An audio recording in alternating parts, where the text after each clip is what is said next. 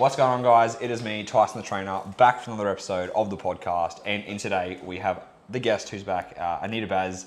She's been on the podcast before. Have you been on twice? Yeah, twice. Twice, so third time now.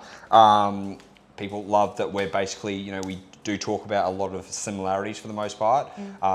Anita is more focused now on more hypertrophy work for the most part. Yeah, more hypertrophy specific training, body composition. Massive gains. Sort of that. Yeah. And so I thought it'd actually be cool to get her on the podcast today because, you've done how many bulking phases have you done now?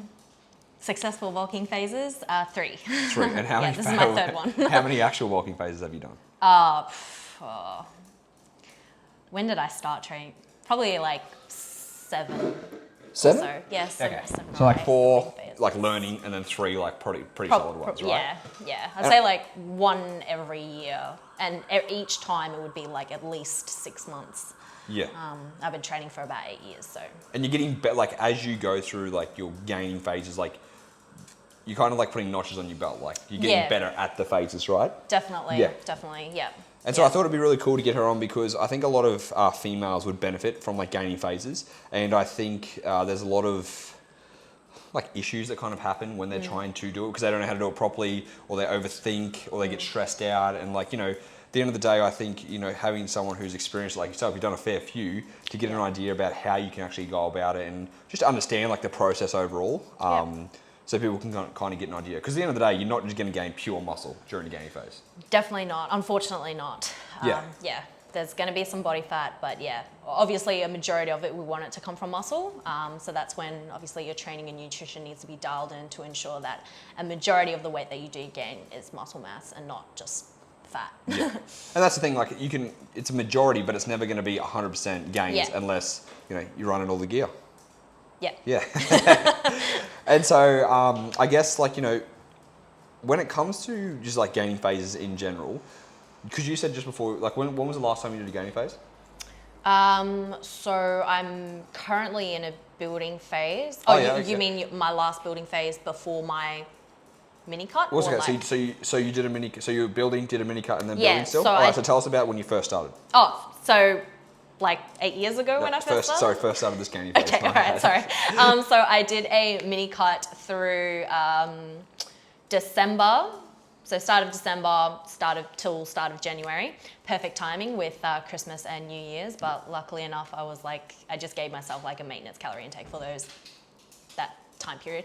So I was in a mini cut for about 5 weeks, from start of December to start of January, and then from start of January till pretty much now, I've been at a bit of a maintenance period. However, I've just pretty much moved into a surplus. So it is quite a good idea to have a period there after a deficit to go through a bit of a maintenance phase before then re-entering a surplus and pushing calories again from there. Because being in a calorie surplus is actually stress on the body just as much as there is stress on the body in a deficit. So just having a bit of a maintenance break can do yourself some good physically and mentally. So that's where I'm at the moment. So pretty much a week into a surplus. And how long are you intentionally going to go into a surplus for? At least 6 months. Yep. I might have a period in there where I drop calories down to maintenance just to maybe reset my appetite, because obviously when calories get increased, you don't even want to see the sight of food. Yep. So having a maintenance week or something like that during that period can just help reset your appetite. But it will pretty much be a solid 6 months, at least 6 to 8 months before considering a mini cut. So hopefully I can push it out to 8 months. And then so if you're thinking, let's think 6 months, let's say 7 months to be safe. Yeah. Let's say you do bulking for 7 months and then you're going to go on a mini cut. Yep. And then is that going to then continue with the gaining phase, or is that Yep. So if we kind of look at it overall, in the next, so after that you'll do a mini cut for what, 3 weeks, 4 weeks? Yeah, about 4 weeks. Yep. So then that'll be 8 months kind of gone. Yep. And then you're going to continue to gain for how much longer? For basically rinse and repeat that cycle. Yep. So until comp, next year? Until comp, yep. yeah. And is that going to be B season next year? Season B, potentially, yeah. So I'll allow myself 20, 24 weeks of a prep. Yep. So that's almost half the year going into a deficit. So I'll try my best to sort of go into a building phase, but towards the end of my building phase, my next sort of building phase, I'll probably be quite conservative with how much body fat I do gain, just because I don't want to end up having to lose like 20 kilos for a comp. So I'll be a little bit more conservative then, but yeah. So, okay, but basically what you're saying is at least a year for this next year, because obviously B season's towards the end of next year, right? Yeah. And like, so let's say you're going to technically be in a gain and a mini cut and then gain again for at least the next 12 months, right? Yeah, pretty much. So between now and prep, which is next year, I'll probably only do maybe 1 mini cut. Yeah. And again, so that's I think people are going to be blown away just hearing that, because you're like, wow, a year technically of gaining, and people don't think that long term, you know, they think muscle comes on like, you know, you train for a week and you should have gained muscle. And you should have gained muscle, you should have gained a kilo of muscle mass. You just have to be very patient with the process and really trust the process. I feel like if you trust the process, then you will respect the process. And in respecting the process, you will get the results that you want. But just know that you're not going to grow muscle mass very quickly or as quickly as you think. Losing body fat is easy. At the end of the day, less food on your plate and moving a little bit more. It's actually the building phase that is a lot more challenging, especially the more experienced you are and the more advanced you are. Building muscle mass gets a lot more challenging, and that's when training really starts to become a priority. Yeah, because you've always got to, again, like, you know, in order to gain muscle, you do have to provide more stimulus than there has been before. Yes. And if you are more advanced, you have to, like, that's what I say, when you get stronger, it's not easier, like, when you're strong, like, because you have to keep getting stronger, you know? Yeah, and that's moving heavy weights is a fucking mission. Yeah, that's right. It's a big mental battle from there, like, because every week you'll look at your training. Like, this is if you track your training. I hope you will track your training. But this is like, you know, you start to become nervous going into training sessions because you're like, fuck, I did this last week. I have to try and beat it this week. And every week it becomes this like mental battle. But it's a rewarding process, and I really, really do love and enjoy building phases because of that, because of how like how rewarding it is. And yeah, it's funny you say, like, you know, when you go into the gym, because like people see how you train on Instagram, and like I've had people message me like, I don't want to fucking train. I'm like, I don't want to train like that either, you know. But it's like, if you are serious about, you know, optimizing the amount of muscle you can gain, you do have to put in the work. Yeah, definitely. Definitely. And so, like, I guess, you know, if we think about kind of, you've just started your building phase. So what was your maintenance calories? My maintenance calories was, I sort of gave myself a range. Like when I'm in a maintenance period or a calorie surplus, I don't really stick to like a precise calorie intake. I sort of work within ranges. So I was maintaining between 2,000 and 2,200 calories. That was like my maintenance calorie intake. And then now I've just pushed to 2,400. Okay, so you've gone up technically like 10%, right? Yeah. And so how come you've started, because I think a lot of people need to understand this, why have you started with a small surplus? Like 200 calories isn't anything crazy, but it's like, you and I know it's a good amount. So like, what made you choose that small amount of calories to go up? Yeah, okay, good question. Purely because I'm a small female. I weigh 64 kilos. A 200 calorie increase is quite, like you said, it's a 10% surplus, which is a large amount for my body weight. If you were to add 200 calories to, say, an 100 kilo male, that's like fucking nothing. So, you know, the heavier you are, the potentially like the greater the percentage will probably be, or the amount of calories that you consume will be at a larger percentage as to someone who's smaller. Also, I don't mean to like try to toot my own horn, but like I train very well, and I don't feel the need to have such a high calorie intake to accrue muscle tissue, because I know that my training or my nutrition supports my training enough to get a stimulus out of it. I also intend to be in a building phase for a long time, so I don't really want to jack up my calories too high, accumulate body fat too quickly, and then potentially have to push my mini cut earlier, where I could be progressing during that time while I'm dieting. And enjoying food for a longer period of time. And enjoying food, enjoying life. I think a lot of people forget that part as well. Like being in a building phase and a calorie surplus, like that's your opportunity to enjoy life, to, you know, enjoy experiences that you probably won't really get to enjoy to its full potential when you're in a dieting phase. So yeah. So you've gone a 200 calorie increase. Are you like, when you look, I guess, how do you track that you're actually gaining? Like, are you looking at scale weight? Are you checking measurements each week? Like, what is like a rough indication of you expecting? Do you have an idea about what you'd be gaining per week, or how do you kind of go about that? Yeah, good question. So I do track my body weight, especially in the early phases of a surplus. So I track my body weight every single day, just to find my weekly average. I use weekly photos as well, weekly measurements, just making sure that, you know, everything's aligning well to my goal. And then I start to slow down on the amount of tracking that I do of my body weight and of my photos and that sort of thing, just because, you know, when you're like really progressing and like pretty much like balls deep in a surplus, it's very hard to see muscle growth on a week by week basis. Yep. And at that point, you should really be you should always prioritize your training, but if you just look at how you're progressing within your training, if you're progressing well within your training, then you're most likely building muscle. So that will be the main marker that I will look at in, say, another 6 weeks or so. But in this initial phase, I will be tracking, all my measurements and using photos. And so like, so you slowly move away from measurements and photos, but do you keep watching your weight? Like how? Yeah. Okay. Because that's still, in a way, you know, if you're in a surplus. Yeah. Because like your body's going to adapt to that, right? Yeah. Like you're not going to be on 2,200 calories, or you say 2,200, 2,300. Yeah, 2,400. 2,400, yeah. But you're not just going to be like on 2,400 calories for the next 6 months, because just like metabolic adaptation going down, metabolic adaptation happens when you go up, right? And because you're heavier, you're going to eventually, that surplus will be your maintenance, right? Yeah, definitely, yeah. And so how do you figure out when you've kind of hit that point where you're like, all right, I need to increase my food again? Yeah, so obviously my body weight, if I find that my body weight has maintained for a week, then I will increase my calories. If I see that I don't see any noticeable changes, then I will increase my calories.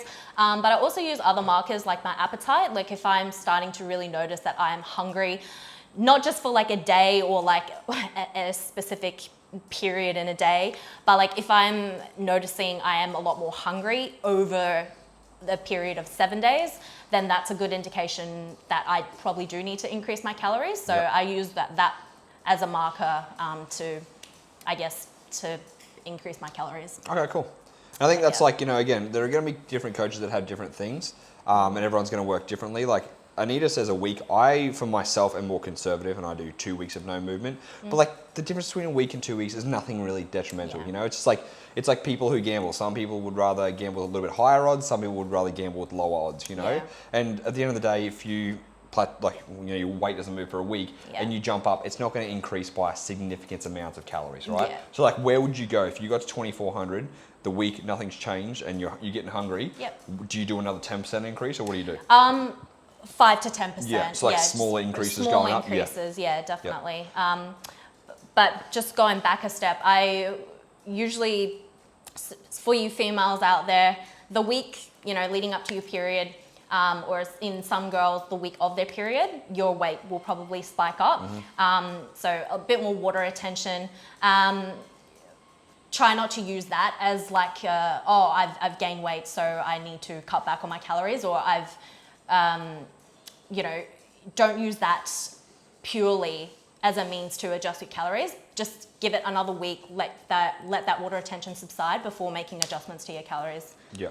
Because again, being a female, there is a lot more variables that are going to happen. Yeah. And if you know how your weight usually tracks around your menstrual cycle, then just be aware of that. Because again, if that weight's going to jump up during that week, you kind of use that as a write-off week for the most part. Like maybe don't cut back. Because again, you might be sitting, let's say 65, right? And then the week, some people, what is usually the week of or the week before your period, it'll jump up. If you go up to 66, don't freak out and cut calories back or think that you're gaining too much, because it is just water at the end of the day due to your hormones and your menstrual cycle. Yeah. Definitely. And so with that week, do you just kind of just leave it as it is no matter what? And then so it's like 3 weeks for the most part. You're watching how things go, and that 1 week's just like technically not a write-off week because you're still training, still doing all that stuff, but you're just like, I'm not changing anything this week because that's just, you don't know what's going on. Too many. Yeah. Yeah, exactly right. Okay, cool. And so when you say a 5% increase, so let's say you're at 2,400, 5% increase, you've gone to 2,500, right? Yep. The reason for that is because you're trying to still gain a majority of muscle and you don't want to keep doing such big jumps because, again, you're still smaller at the end of the day. Yes. Yeah. Yeah. So I like a slower, longer approach. Yep. So obviously the more aggressive you are with your calorie intake, and if you are gaining weight at a higher rate than potentially should be, then like I said before, you're going to have to probably start cutting earlier. And you don't really want to be in that position. Also, like we also want to be comfortable within the process. Like obviously body fat accumulation is bound to happen. That's just something you have to accept and acknowledge. But you know, you don't want to be in a position where you've gained weight so rapidly and you start to really dislike the process. Like you want to really enjoy the process and love the process. So it's more of a psychological factor as well that you need to pay attention to and consider. And I think also like, you know, your sex matters, right? Being a female, like you have less testosterone. You're a smaller individual and you just don't gain muscle as fast, which is why you said like, you know, 6 to 12 months, like even as a male, you should probably be doing that for the most part, but like females just need to be on a smaller surplus overall because again, you know, genetics play a part and you might gain a little bit of muscle and faster than others, but long, slow and low is the way to go because, you know, again, like I said, the faster you go, you're just going to accumulate more body fat. Like muscle takes time at the end of the day. And like, you know, I don't know how much muscle we can synthesize a day in a surplus, like what, 0.2 grams of fat, you know? And like, so like, let's say, you've hit the end of the 12 weeks. So first, let's say you've gone bulking for 6 months, okay? And like ideally, if you think about 6 months time, how much weight do you reckon you would have gained? Like do you have a percentage of body weight or do you just kind of see where you're at 6 months? What are you trying to do? So ideally, you want to, like if you're an intermediate or advanced lifter, around 1 to 2%, 0.5 to 1% of a weight gain per month is a pretty good rate. Because then that way you know that a majority of that is going to be muscle. If you're gaining weight at a higher rate than that, then it's probably a little bit too steep. You're probably gaining a bit too much body fat as opposed to muscle tissue. If you're a beginner, you're probably looking at, you guys are lucky, you know, the newbie gains, you guys are lucky, you'll probably gain around 1 to 2% weight gain per month is a pretty good rate. And a lot of that will be muscle. Should be muscle. Like legit, if you're a beginner and you're just consistent with training and you eat right, like you eat plenty of protein, your body's going to be like, oh sweet, like we're going to synthesize some muscle from this. Yeah, definitely. And so like, so you've got to, all right, so if you, what do you say, about 0.5 to 1% of your body weight a month as an intermediate? Intermediate advanced. And so if we think, you know, so technically after 6 months, you'd be about 6% higher in your body weight overall? Yes. Yeah, okay. Yeah. And so you've gotten to that point and now it's like, how come you're mini cutting? Is it because you've become, well, tell us about why you get a mini cut. Yeah, so if I get to a point where I'm like, okay, sweet, like I can't stand the sight of food. I've like capped it at my calories essentially. My body weight hasn't budged with the amount of calories I'm on. I am starting to just feel very heavy, very slow. My resting heart rate, my weekly average resting heart rate has gone up. 70 beats per minute. 70 yeah, that's right. Walking hurts. You don't really want to get to that stage. But yeah, so all these markers, they're all probably some signs that it is time to drop a bit of weight and basically just reset. So bring your resting heart rate back down, bring your appetite back up. And strip off any like excess body fat that you have accumulated. And you're not getting like dick skin lean, okay? It's a mini cut. You know, it's just a short, that's if you need a mini cut. Not everybody needs a mini cut. I mean, some people might need an extended fat loss phase, which is, you know, 10, 12 weeks or so. It just depends on like where you're at with, I guess, your level of experience with dieting. Yep. But for me, because I have gone through many dieting phases before, I can afford to just have a more aggressive approach to my mini cut. So yeah, I'll do a mini cut, strip off any excess body fat, bring my appetite back up, bring my resting heart rate back down, and basically just give my body a bit of a break from being in such a high energy surplus. Yeah. Because you just said, like, you're pushing your body hard. It is a stress on the body at the end of the day. Yeah. Like, the body doesn't want to actually gain muscle mass. When you think of it from, like, what biological point of view, whatever. Like, the body's not like, oh, we want gains. The body wants to store body fat. Yeah. And so you're forcing yourself to gain muscle mass during that time. And then, like, also with the mini cut, it's like, again, it's just a break. And I think a lot of people, like, let's just talk about mini cuts, right? Mini cut is 2 to 4 weeks max. Do you do more than 4 weeks? Yeah, 6 weeks is the absolute max. Any more than that, it's no longer a mini cut, really. Yeah, and it's like short, sharp, get in, Short, sharp, like, so in it's and more out. aggressive. Yeah. And it's basically to drop some fluid retention too, because you would have had some fluid retention. Yeah, definitely. And it's kind of like, it's like having a pause on a game, going for a sleep, coming back and feeling refreshed to go again, It's like a deload week. Yeah, in exactly. Your training, like, you need that to be able to push again further. Exactly, yep. Because your stomach, you've got fucking food. Yeah, you're just up to here on food, and you're like, I really don't want to have another. Yeah, for sure. So going through that mini cut will just help, like, alleviate any of that stress that comes with being in an energy surplus for a long time. But for you, you need to earn that. You're not going to be 2 months into a building phase. You've pushed calories up by maybe 400. You gained like a kilo, and you're like, all right, time for a mini cut. Like, no, you've got another like 4 months or so of doing this before even considering a mini cut. And it's funny you say that, because, like, I think 100%, like, you have to put in the work.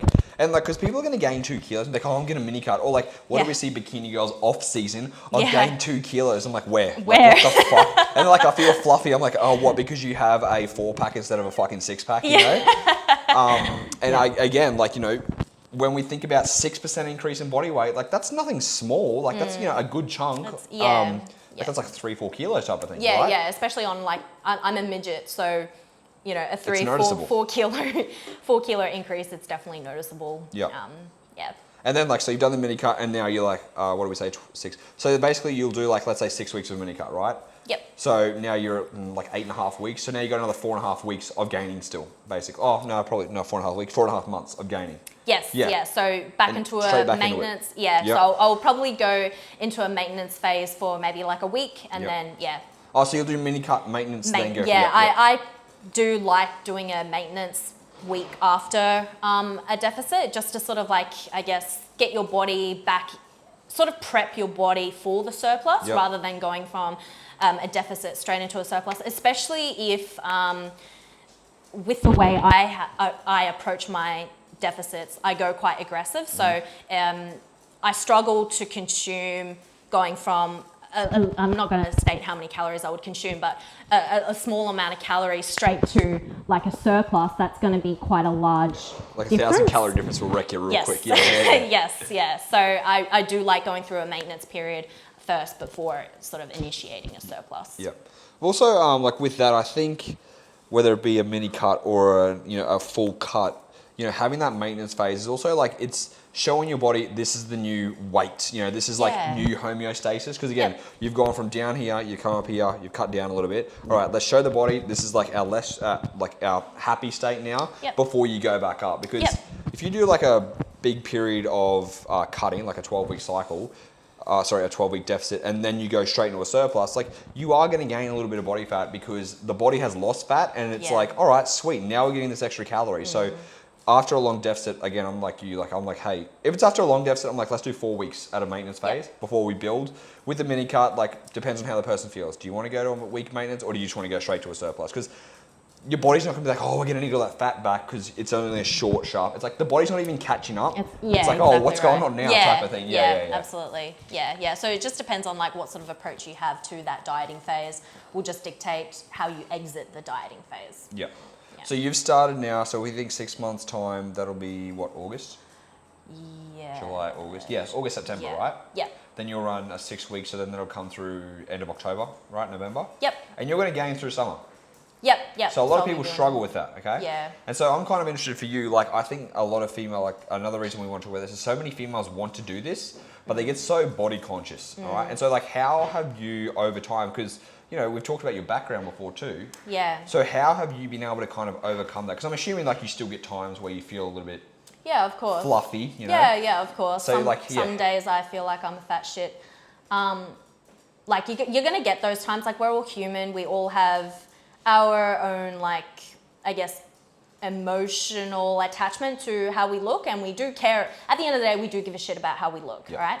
But also at the end of the day, nobody else gives a shit how you look. Yeah. So if you're like really self-conscious about getting into like a bikini in a mid-building phase in the summer months, like nobody's gonna stop on the side of the street and be like, oh my God, you've gained like 4 kilos. Someone's like, gain's gone too hectic. Someone's, like, girl, you're bulking hard. Like, yeah. nobody's going to do that. Nobody honestly gives a shit. The only person who gives a shit about your body fat levels is yourself. So if you can sort of try to push past your own thoughts and your own like feelings about that, and just focus on trusting the process, focus on maybe reflecting back on your why, like why are you doing this build phase? You know, how will it make you feel when you finish this building phase? How much better will you look when it comes to, you know, ending your cut?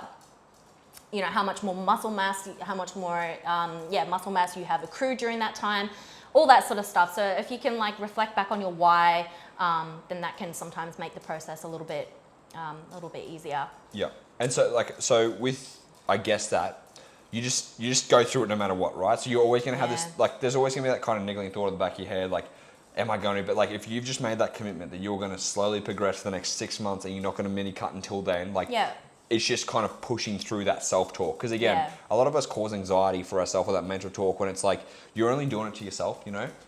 Anxiety is like freaking out about the future that may not ever happen. Yeah. And just saying things like, oh, people are going to say something about my bikini. Like, again, I just say like, no one's going to pick you up on the beach. Like, who's going around like, I'm going to hit her up? Like, fuck, you know? Or like same thing, like, no girl's going to approach a guy on the beach and go, oh, mate, I was gonna hit you up, but you've been bulking for the last 6 months. Like, it doesn't happen. Yeah, no, it doesn't. It doesn't. It's all in your head. Yeah, and I think like, you know, there's so many people on the beach as it is. No one's like eyeing you out and be like, she's been bulking for 6 months. They're probably too busy looking at themselves and self-conscious Same as about in the themselves. gym, you know? Like when you're in the gym, what do most people do? Fucking staring at themselves in the mirror, let alone anything else. Like, what am I doing, basically? Yeah. And I also feel like when you're in a building phase, like you should really be focusing on your progress in other areas. So how much stronger are you? How much stronger can you get? And all of those sorts of things should make you feel like this is something that I want to pursue for as long as possible. Because it feels fucking awesome to be stronger. You got energy all the time, eh? Like, to be you able to got do energy. stuff. Like, I mean, your energy levels are up, your libido levels are up, your probably able to order what you want off a menu rather than always going for like calorie conscious options. High fat foods and shit like that. Having like, you know, being really flexible with how you track your nutrition, or maybe not even track. So there's all these like positives and benefits to being in a building phase, and you should always reflect on those positives rather than just being like, oh my God, I'm going to get fat sort of thing. Especially like, unfortunately in the world of Instagram, like it is very, we're always looking at physiques and stuff like that. And it's like, you guys don't understand that like most people will edit photos on Instagram for the most part. And it's like, they're reposting things like, I can take photos now that I'm leaner and repost it in 2 years time when I'm 102 kilos and be like, yeah, man. It's like, people don't fucking know. So 100%. you never know where people are with their body fat levels or anything like that. And that's why it just comes to, you know, like I said, sticking to the process no matter what, and kind of going through that self-talk for yourself. Absolutely. And one other thing that I want to point out is, especially females, like I know that a lot of your idols are probably like bikini competitors. They've kind of like reached their physique goal, and for their goal is just to maintain. So hence why you don't really see them in like really big building phases and accumulating, you know, being like 5-6 kilos heavier and going through this building, cutting, maintaining sort of phase. They're pretty much at a maintenance calorie intake year round because they can be contacted in 2 weeks and been like, yo, we've got a photo shoot, do you want to jump on board? And they need to be like, yes, I'm down for that. And then they'll just diet for 2 weeks and be in that photo shoot, and then they just go back to a maintenance. And because of most of them compete in bikini, they don't need to be big. Like a lot, they don't need to have such a large muscle mass. So their goal isn't really to grow muscle mass. It's just a maintenance sort of thing. So if your goal, if you literally don't have much muscle at all, you need to sort of try to focus on what you need to do, not necessarily what other people are doing. Just because someone else is maintaining a low level of body fat because they're not in a surplus year round, they're in a deficit or in a maintenance, doesn't mean that you should, because you've got different goals. Like your goal is to build muscle, so you need to do the thing that does that achieves that. Yeah. I think also with that, like unfortunately with comp prep people and like Instagram, they're not willing to push themselves to gain more muscle mass because relationship with food, you know, being scared of how they're going to look on Instagram, or because they like everyone wants to be lean for Instagram, right? Yeah, definitely. And so people aren't willing to go through that uncomfortableness, especially unfortunately with female body, what are they called? Bikini competitors, because they do have like such a small energy intake and small frame. Yeah. They're like, you know, they gain a little bit and they freak out, and it's like you have to be okay with gaining if you want to gain muscle. Definitely. And we're not talking about like slabs, like you said 6 kilos gain, right? And then you're going to cut back down, so you might gain like, let's say 2.5, 3 kilos, you know? Yeah. Like 50-50 split maybe some more. But it's like you're short, so that's going to look a lot solider on you. Like, you know, if we bulk you up by 6 kilos, cut back down, you're 2.5 kilos heavier, you're going to, that 2.5 kilos is going to go a long way, and you're going to look more muscular dense, right? Yeah. And it's like, that's what it is. Like, you're not going to gain 6 kilos of pure muscle. Yeah. You're going to have to go through a cutting phase to get the muscle underneath. But it's also just like, it is like, in order to do that, you have to go through the uncomfortableness to get there. Yeah. Because otherwise, you see a lot of people, they'll get a month or two in, like, oh, I can't do it anymore. It's like, you haven't even started. You haven't started, and you're already ready to jump out. Yeah. You know? Yeah. Yeah. And I guess also one other thing, like when you're gaining, you said you stopped doing photos, right? And it's also good because like you don't see muscle gain. Like I'm not just constantly getting more jacked as I get bigger. Like because body fat and water retention is happening, you're looking softer. Yeah. So I'm going to flex and be like, oh, I can't even see bicep separation anymore. Like, yeah, because there's some body fat, and you've got to be okay again. The word I fucking hate. You got to be okay with being fluffy because it's going to happen. Yeah. And again, like no one's going to talk behind your back like, oh man, Anita's gaining phase is going hectic, you know? Fucking hell. Unless you're aggressive, bulking. Unless you're like, the seafood, what is it, the seafood diet? Dirty bulking. Dirty bulking, So you're like, just to confirm though, like in regards to the surplus, I want to kind of get an idea. You're in a daily surplus, right? Because some people think, oh, like as long as overall it's not like a calorie deficit where the week averages matter. Like you need to be in the daily surplus to give your body the reason to grow. Yeah. So on those days, if let's say, you know, you're supposed to be going like 2,400, let's say you guys have a meal out and you end up eating 2,700 calories, right? Are you just going to go back to 2,400 calories the next day? Yeah. Because that's what you've got to do, right? Even though you've had a little bit extra, you can't cut it back down because it's like that daily thing of giving your body the nutrients it needs to grow. Yeah, absolutely. So no saving calories for the fucking weekend or anything. No, definitely not. Like, I really am not a fan of banking calories for the weekend because, I mean, you train from Monday to the weekend, right?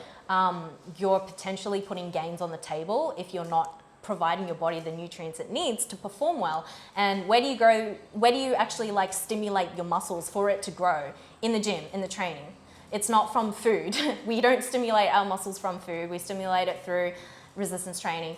And if you're limiting your food intake on your training days, then you're limiting your ability to perform well in the gym. So and recover, right? And recover as well, So, banking calories is definitely not something you want to do, even when you're diet, in any phase. I'm just 100%. Fuck it right off. Like legit, it's the stupidest thing. It's literally People justify it, oh, I got a social weekend and stuff like that, but it's like, how many people are actually able to be consistent with their calories during the week and the weekend without blowing it overboard, you know? Because again, there's temptation all the time, and if you're like, all right, well, I have the extra calories, you can just fucking send it for the most part. So again, don't bank calories, eat the same amount of food. And it's also like, you know, let's say again, you went 2,600 today, you're back at 2,400 tomorrow, and people are like, oh, I'm going to gain a little bit of extra. It's like, if we look at that over the grand scale, if you do that, over a period of 7 days. You probably burnt that off like straight up. Literally, 100%. And it's also like, if we look at that over 6 months, let's say once a month you do that, okay? So then that's an extra 1,200, maybe let's just say 1,500 calories over 6 months. It's like, what, an extra, that's not even a kilo, that's not even half kilo body fat. It's fucking so minute. So if you do overeat, you just go back to eating your normal surplus the next day. Yeah. Yeah. I mean, don't forget, to gain 1 kilo of body fat, you need to consume like 7,700 calories. I was about to say close to 8,000 Yeah, calories pretty on top much. of your maintenance. Yeah, on top of intake. maintenance, so right? Yeah. I'd have to consume like 10,500 calories in a day for me to gain potentially a kilo of body fat. Yeah. And like, who does that? That's the dirty bulk diet. No, yeah. That's like one day that you'd be able to do it literally. if that. And so, like, when it comes to, I guess, like, let's think about now, change. Like, I think a lot of people's mindset needs to change when it comes to bulking, because you can't just eat clean foods or like whole foods, right? Because too much fiber is going to give you stomach upset. Yeah. You're going to need to be able to digest food fast if you're training, things like that. So when you go, do you start to choose food that's like, you know, I don't even know what the word to say, more refined carbohydrates, more simple to digest type of stuff, fatty cuts of meat and stuff like that too? Or like, how do you kind of, I don't want exact macros because you guys do not need specific, but like, how do you kind of tailor it towards that? Yeah. So I always, no matter whether I'm dieting, in a maintenance phase, in a surplus, I always consume 600 to 700 grams of veggies per day. I always consume 400 to 500 grams of fruit per day. I love my fruit. 400, 500 grams of fruit per day. And that is whether I'm dieting or whether I'm in a building phase. So I get a chunk of my fiber from like all of my fruits and vegetables. I also consume like whole grains. Like I love my Weet-Bix oats. They're probably my go-to, as well as like wholemeal bread. If I'm pretty comfortable, like I do have a pretty good appetite, so I'm fairly comfortable with consuming these sorts of like whole foods, probably all the way up until I start reaching around 2,600, 2,700 calories. That's when it starts to get quite difficult, and that is when I do start opting for, you know, maybe like sipping on Gatorade throughout the day, or opting for like more refined carbohydrates. So maybe it is having like a bowl of cereal at nighttime before going to bed, just to like get in some calories. Fucking cereal, the best way to go. Yeah, things like that. So easy to eat food that's like just doesn't sit in your stomach, right? Yeah, exactly. Or like I love having crumpets pre-workout. So if I, you know, really start struggling to consume food, then I'll just rather than having like, say like, I don't know, a teaspoon of jam on each crumpet, I'll just bump it up to like a tablespoon or so. Like, you know, just bump up the amount of foods that are low in volume but high in calories. More calorie dense type More thing. calorie dense. So a lot more like sauces and things like that, more calorically dense sauces. Bagels are a great way to get in. Yeah, bagels. I love bagels. So like bagels are a great way as well. It's so convenient, hey? Like simple things like go, and again, because like, do you snack more during the day too? I'm actually not a huge snacker. I've always stuck with like sort of square meal. I always have like 5 meals a day, and they're always like quite square. But yeah, no, I've never really been like a big snacker. Yeah, see, me neither. But like when I'm trying to gain, like I have like 4 main meals. Different with I got to just get food in, you know. Calories, so like sometimes I'm just like, if someone's like, "Hey, do you want a bit of this?" I'm like, "Yep, give me this, give me some of this," because I'm just like, I got to get calories in, right? Yeah. Or like, you know, at one point, because I always wake up every night to take a piss, I used to just put cereal on the bench, and I'd wake up and I'd pour milk in, and I'd just have like cereal, go for a piss, and then go back to bed, just so I'd get like a little bit of extra calories. Because like for me, like our calorie difference is way different, you know. Like I was at 4,700. And that was maintaining. So I'm just like, that's, and like you said, my dieting phase has been so easy now because I went through a high amount of calories where your body's just like, sweet. Like it doesn't even know it's fucking hungry for the first 6 weeks of a diet. Just because you gotta, literally. Yeah. Yeah. Because the stomach's a muscle. You're training to eat more, then you're training to eat less, basically. Yeah. And so do you kind of, again, just with the calorie side of things, I'm always a bit more biased towards carbs. I just think, you know, they're kind of more anabolic for the most part. They're easy to eat because like, I always found if I have more fat, I just feel like sluggish and like my digestion's a bit fucking iffy going. So do you usually bias more calories if when you're bumping them up, are they more towards carbs for the most part? Yeah, definitely more towards carbs. Like the upper limit of my fat intake will be 65, 70 grams at the absolute max. It's like 1 gram, oh no, more than, it's like 1.2 grams per kilogram. Yeah. I haven't even really got to that stage yet. I'm still at around 50-ish grams of fat per day, 50, 55. But yeah, I definitely prefer a lower fat, more higher carbohydrate intake. Like if you're consuming enough fats to, you know, support your bodily functions, you know, 0.5 to 1 gram of fat per kilo of body weight, then that'll be enough.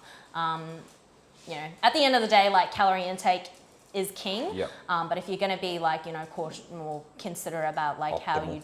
optimal, Yep. then yeah, you might want to opt for like a lower fat intake, just because fat takes a long time for your body to digest. So if you're consuming big chunks of fat throughout the day, then by the time you get to your next meal, you're probably really not hungry at all. So carbohydrates, at least your body can digest it a lot faster. Yeah. And it's also like that, like what do you snack on that's like tasty, that's fat, you know? Like, nuts, okay, but it's like that also contains fiber. If you have too much fiber, it's going to cause you shit. But like carbs, you can just snack on so many cool carb options. Yeah. And again, this is the time, like you said, to enjoy life. Yeah. You can have those fun foods with the extra calories and fucking, like, oh man, like eating bits of lollies or like, again, like just having a bagel. I'm like, fucking bagels, man. Yeah, you know? they're so good. Yeah. Especially like after a dieting phase and you just have like a bagel. It's so good. Because they're so dense. Like what, 50 grams of carbs 50, over yeah, there? it's like 250 calories for yeah. one, because you got a bit of like that, you know, the protein from the gluten in it as well. There's like 10 grams of protein. Protein, yeah. Have 2 of those as 20 grams. I mean, it's not like the best quality source of protein, but I mean, for you hard gainers out there, like bagels are going to be your best friend in a building phase. Or like, have you had the 7-Eleven Lamingtons? No, I haven't, They're but like I've had their 4 brown. grams of fat and like... Really? Yeah, and like 40 grams of carbs. They're like so good. And I'm like, you know what? I not haven't had bad. Lamingtons like ages. Like the fat's only from like the coconut for the most part. Yeah, right. Because when my mate showed me, I'm like, these are lit, man. Like I haven't That's had awesome. Lamingtons in years. You know what is lit though? The Betty Crocker 97% fat-free blueberry muffins. Oh my. The muffin mixes? Yes, They are man. so good. Yeah. It shits on all those macro... Yeah. Macro Oh, Mike. mate, Macro Mike. Fuck you, Macro Mike. Fuck you. I hate any of that So much shit. cheaper, so much tastier. Yep. And it's like 1 gram of fat per muffin and like 30 grams of carbs or something. That's like so that. good. And you guys will realize, like, again, you'll get full up because like carbohydrates will fill you up, and you'll just like, you'll have to keep pushing through. But it's like you will be more satisfied because you're having more carbs versus more fats. Yeah. But so what you said before about protein. You don't get. What do you keep? 2 grams per kilogram, if that. Like Yeah, it 2 might grams. spill over, but like that's Yeah. kind of what you're aiming for, right? Yeah, around 140, 150 grams. As I'm glad you brought it up. So as calories get pushed, just because obviously when you bring up your carbohydrate intake as well, there's traces of protein in everything, and so your protein intake might climb up a little bit. But you know, as long as you're getting 2 grams per kilo body weight, you'll be pretty sweet. But it might get to a point, probably not if you're like a smaller female and your calorie intake might not creep up to the point where you're having like this tiny piece of chicken and like a half a plate of rice. But if like for yourself or like maybe a male, well with my male clients anyway, if I bring if carbohydrate intake gets so high, I will bring their protein intake up just to enjoy their meal. You know, nobody you wants don't want, like, tiny this little much piece of chicken man. and like a big container, like a tub of rice and like some veggies. Like it's not really overly enjoyable. So. I'm just thinking about like 50 kilo females, hey? And they're like, oh, your W body weight's 100 grams and it's fucking like it's like this, this. man. Yeah. That is actually so true. Like, you know, you should just maybe bump that up. But more protein does not mean more gains. Like, if you really want to optimize the best amount of gains, keep pushing your carbs up. You know, because they will make you train more intensely. Like, when you have so much carbs, that, like, you're just getting fucking pumps all the time. You're like, wow, like, this is hectic. All your veins and shit will come out. You're like, yes, this is fucking awesome. Yeah, definitely. So I guess, like, when I kind of think about all this together, we should be doing it for a long period of time. It should be quite slow and consistent. There's going to be times of doubt within your mind where you're like, I don't know if I want to keep going, but you've got to commit to the process no matter what. Helps having a coach, keeps you accountable. Yeah, like constantly kind of just reminding you you're on the right path. Being okay that you're not going to see actual muscle mass gains, like you just won't because you're going to be gaining over time.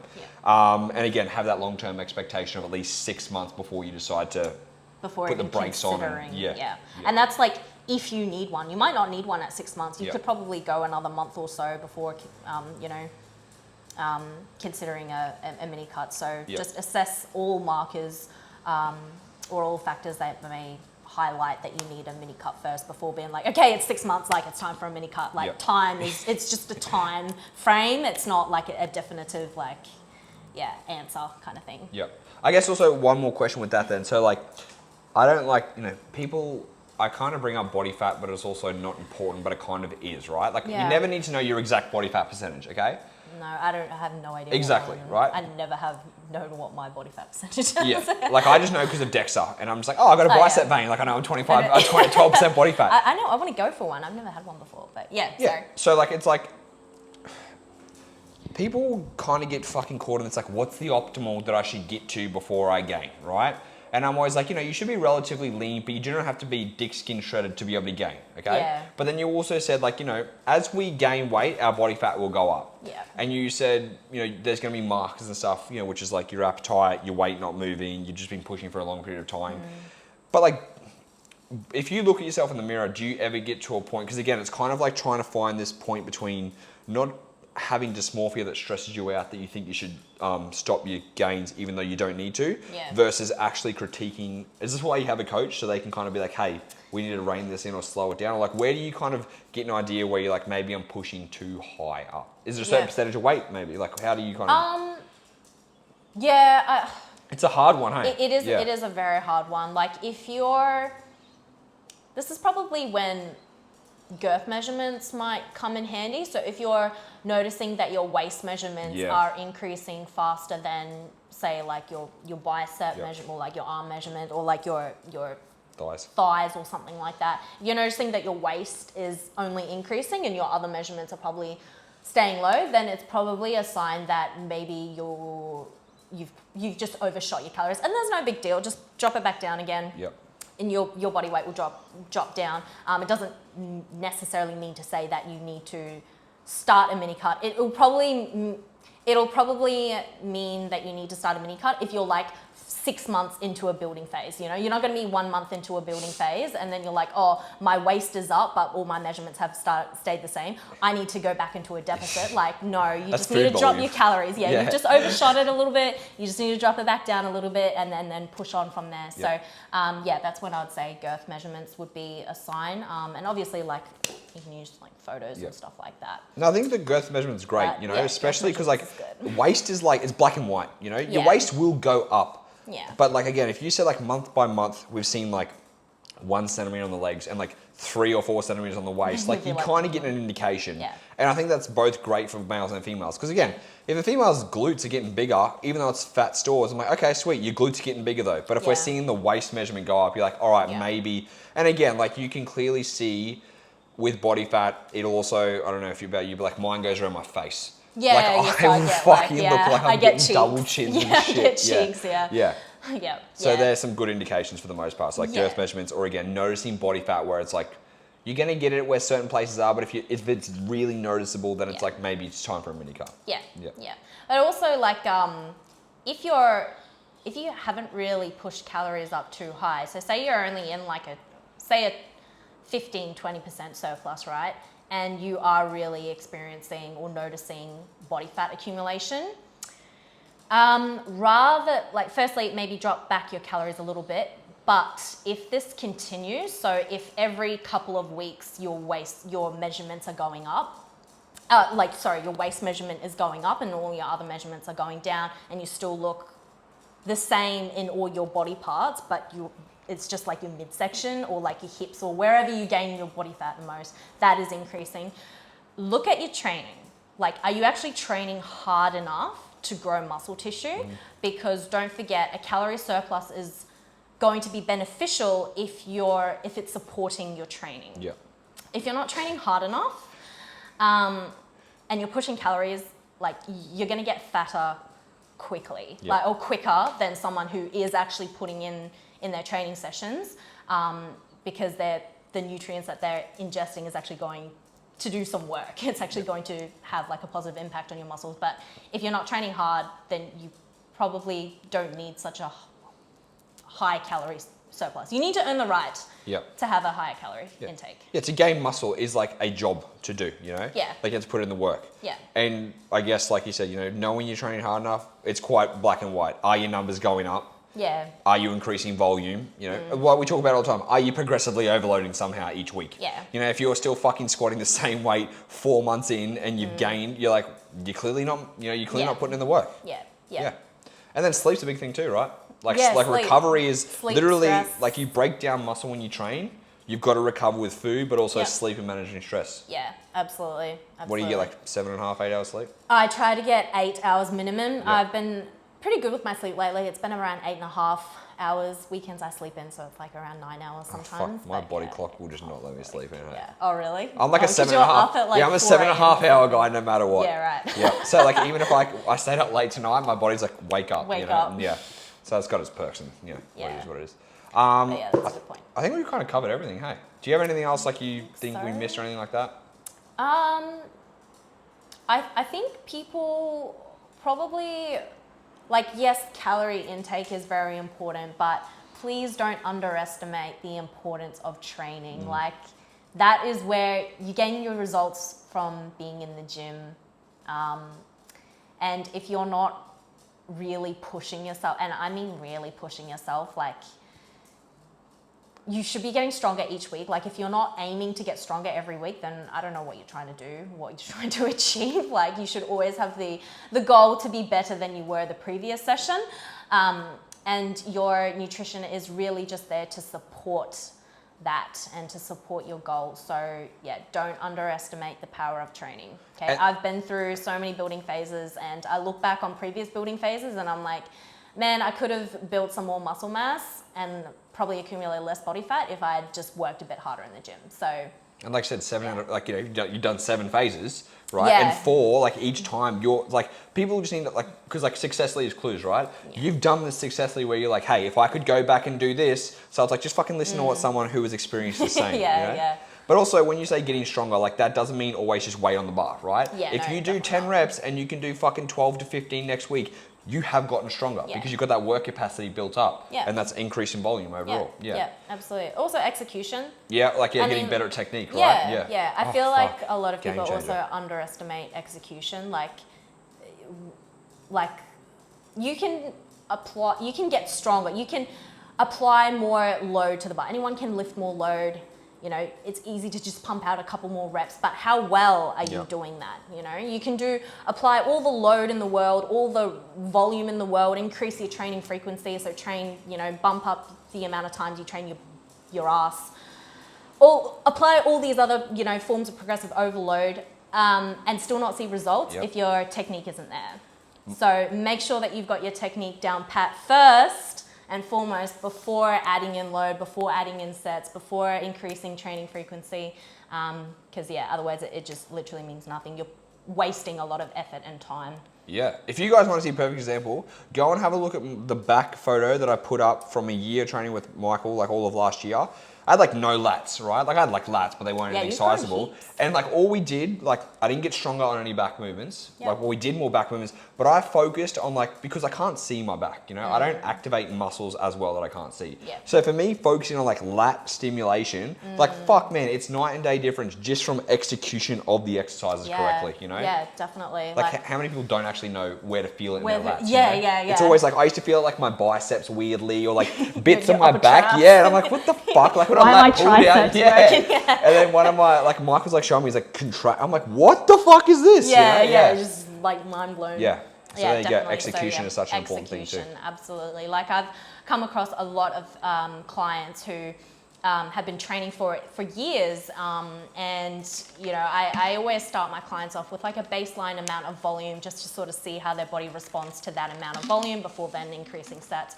And I always encourage all my clients to send me training videos, and they send me training videos and I'm like, let's slow things down. Let's, really focus. I love using tempos for my clients. So every single exercise, they are performing each rep in a specific way. And I do love using tempos, and just really slowing down the movement. Like you don't have to rush your reps. It's like people like, oh, maybe the faster I lift, the faster I will get main gains. Yeah, like it just doesn't work like that. Like your muscle doesn't care about how fast you move or how much load you put on it or how many reps you do. It cares about stimulus. Yeah.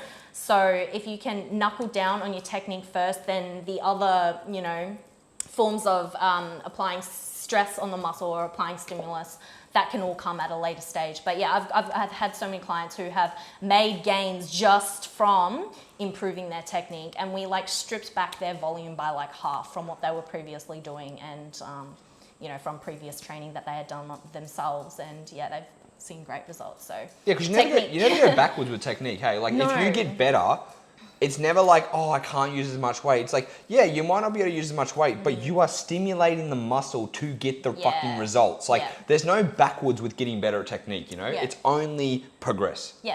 Progress. I think that's it. Yeah. Well, thank you so much for coming on. Thank you for explaining it. Because again, I think, you know, a lot of females will benefit from this, learning from someone who's done it successfully multiple times now, and just understanding what it goes through. Because not a lot of people talk about it, because unfortunately there aren't a lot of females gaining all the time. It's like fucking my off season's 2 kilos heavier, and then I'm back. I'm like, all right, yeah, it's sweet. Like, good on you. You know? One thing I also want to add, and this is actually about like your nutrition, but for me, and the approach that I also have for my clients, is just like honoring your hunger signals when you're in a building phase. You know, if you're extra hungry, you know, say you had breakfast at 7 and your next meal isn't usually till like 12. If you're really, really hungry, and you'll know when you're hungry, if you're really, really hungry between 7 a.m. and 12 p.m., just eat a meal and don't worry about being over by a few hundred or something like that. Like, being in a building phase is your opportunity to honor those hunger signals and, you know, really listen to your body. Because when you're in a deficit, you can't really just be like, oh, I'm hungry, I'm gonna eat. Like, because you have to stay within a deficit. But being in an energy surplus, like, that's your best opportunity to just like have a more relaxed approach to your nutrition. So just wanted to put that out there. Like, you shouldn't be hungry really in a surplus, because like your body's like, what the fuck is, 100%, you know, like if you're hungry, that's like I said, it's a great indication to be like, you're not eating enough for the most part, you know?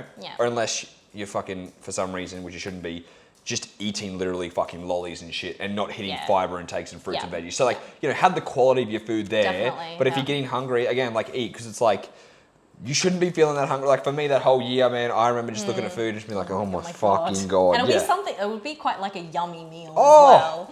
And you're like, can someone eat this for me? Let's Uber Eat. And then I'll get it. I'm like, oh, you know what? Like, all right, I'm going to eat it, but there's no enjoyment anymore. It's just my fucking food. Chore. It's like a weird thing. Like, you disassociate with food. Everyone's like, oh, you want to go out for a meal? And I'm like, I like won't finish chips. And I'm like, what's wrong with me? I'm like, fuck. Or sometimes like you don't want to overindulge because it'll offset your hunger that much that you have to catch up on calories at like 10 o'clock at night. You're like, why did I have 2 slices of chocolate cake? Now I've got like all this food to eat. Because it's like offset my appetite for the rest of the day. If you eat too much earlier and you're like, oh fuck, like this next meal's coming up. You're like, it's 4 p.m. I need like 3 meals to eat. Oh, like or if you miss a meal, like do not miss meals. Because I remember like sometimes I've been so busy and I'm like, what the fuck? I've got another 1,000 calories on top of what I'm gonna eat. Like, it's like 10 o'clock at night. So don't. So it's actually about like, you know, being more consistent and organized too in a gaining phase. For sure. For sure. But don't neglect fiber, because don't forget, like, you gotta poop. You gotta keep those bowels moving. You gotta be shitting. Like, you know, if you're not shitting, then there's something wrong. But definitely keep fiber in, because that will help like regulate your appetite, because your bowels are moving essentially. So 100%. Yes. All right, so before we go, where can people find you? So you can find me on Instagram. It's just Coach Baz. I also have a website, explains a little bit about myself, what I do, like the services that I offer, and that's just www.anitabaz.com. Quite easy. B-A-Z, right? B-A-Z, yes. B-A-Z-Z, whatever it is, anitabaz.com. Yes. Guys, thank you so much for listening. If you did enjoy this podcast, please make sure you share it, because I think a lot of people will get benefit from it. And make sure you tag us on Instagram so we can reshare it with you. And until next time, we will speak to you then. See you later. Bye.